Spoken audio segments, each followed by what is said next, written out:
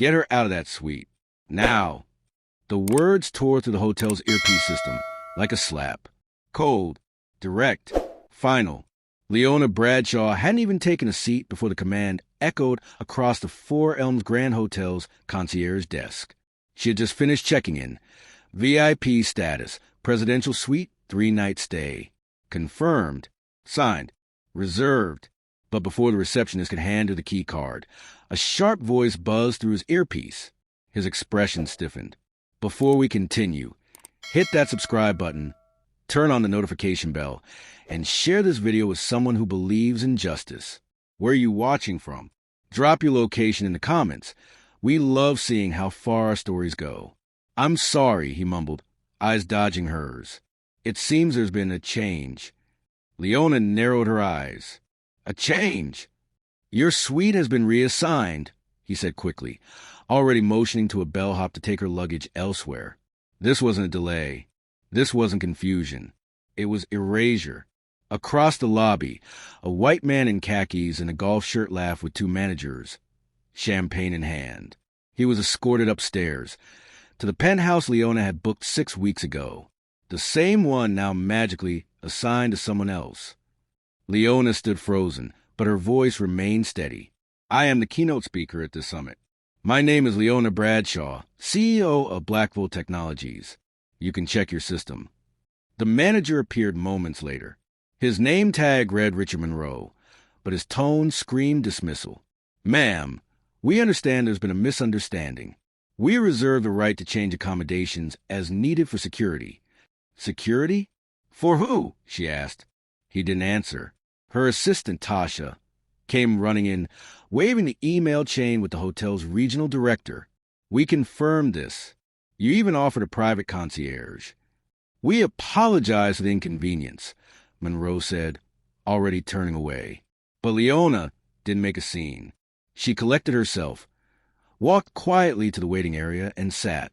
Her mind, however, was anything but still. The next morning, she stepped onto the ballroom stage. The very same executives who had watched her be ignored the night before now hung on her every word. Her speech was electric. She spoke of innovation, struggle, equity, and how silence in the face of injustice was just another form of complicity. Her poise commanded the room, but her heart was on fire. After the applause died down, she exited with grace. But inside, she was already planning her next move. Leona had a return flight to San Francisco that evening. First class, nonstop, Delta Flight 782. She boarded quietly, nodded to the flight attendant, and took her seat. Not 5 minutes into the flight, a tray landed hard in front of her. A wilted sandwich, stale crackers, a bruised banana. She looked at the man across the aisle. His tray gleamed with warm croissants, eggs, fruit, salmon. She raised a hand. Excuse me, I believe there's been a mix-up. The flight attendant, a young white woman named Brooke, shrugged. That's all we had left. Unless you want to downgrade. She didn't argue, didn't speak, just leaned back. What Brooke didn't know was that Leona Bradshaw wasn't just a passenger. She was a silent partner in a venture fund that had recently acquired contracts for multiple airline catering operations, including Delta's West Coast division. She didn't yell. She observed. As the flight landed in San Francisco, Brooke smiled. Thanks for flying with us. Leona gave her a calm nod. You're welcome. An hour later, Brooke and the rest of the first-class crew were summoned to a private meeting. By evening, they were removed from their posts pending termination. At the same time, Richard Monroe at the Four Elms Hotel received a letter from the hotel board. Effective immediately, he was suspended. But Leona didn't stop there. She founded a nonprofit called Vision Seats, dedicated to promoting anti-bias training across travel and hospitality. Hotels, airlines, and even car rental companies began signing up. Within a year, Vision Seats was the industry standard for cultural equity training. The man who had taken her suite unknowingly, after reading her story in Forbes, he publicly apologized and donated $50,000 to Vision Seats. Clap aboard before we jump into part 2. Be sure to subscribe, tap the notification bell, and share this video with someone who believes in standing for what's right. Let us know in the comments where you're watching from. We love seeing how far these stories travel. It had been 8 years since Leona Bradshaw dismantled the hotel and airline industry's unspoken rules. In those years, her company, Blackvolt Technologies, tripled in size. Vision seats became standard policy across 3 continents. But behind the empire was another force rising quietly, her daughter, Zaria Bradshaw. Zaria was just 26, but she was already VP of Global Strategy. Where Leona was calm fire, Zaria was wind, sharp, adaptable, and always 3 steps ahead. She'd been raised in boardrooms, battlefields of bias, and backseat meetings. Her mother never shielded her from the truth. Instead, she taught her to walk through it with steel in her spine. On the eve of the company's expansion into Europe, Leona announced her transition. She would step back and name Zaria as interim CEO. The world was watching, and someone else was, too. "It's time," Leona told Zaria in a quiet moment on a balcony overlooking their San Francisco headquarters. The lights of the city reflected in their eyes like dreams waiting to be tested. Zaria nodded. "Then I'm ready." She took the mantle with grace, but inside, pressure boiled. Her first assignment? Representing Blackvolt at the World Energy Summit in Zurich.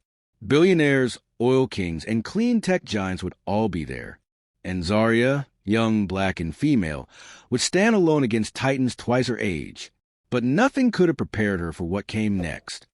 She arrived at Zurich International on a freezing morning. The cold didn't bother her, but the protocol did.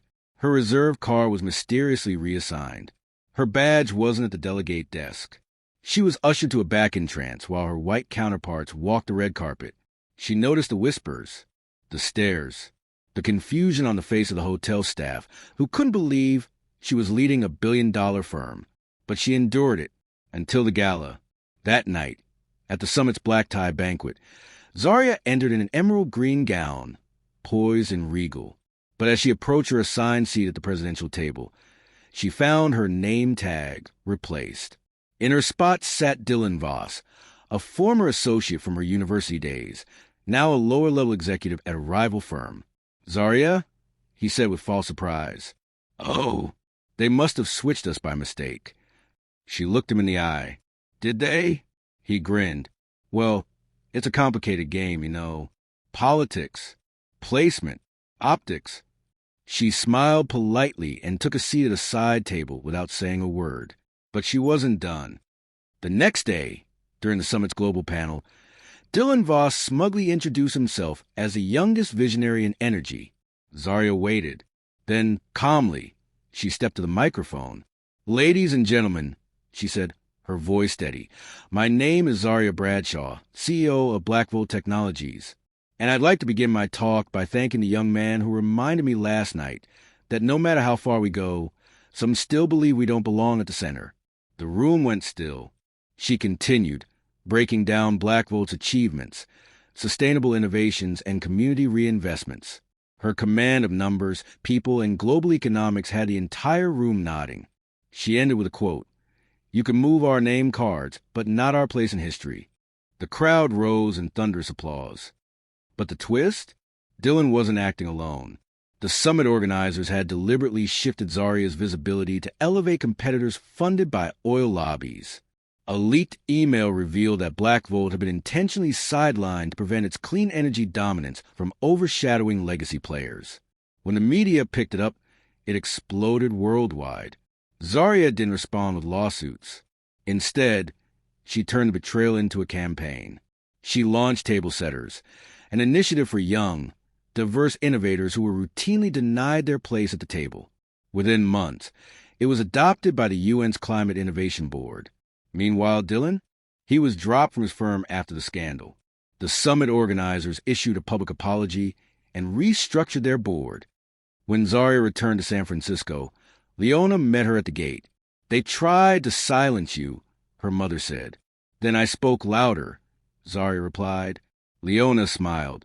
"You didn't just inherit my company. You inherited my fire." Moral lesson. This generation taught us that the battle for equality never truly ends. It simply shifts to new rooms, new faces, new strategies. But where there's injustice, there must be courage. Zarya didn't fight for a seat at the table.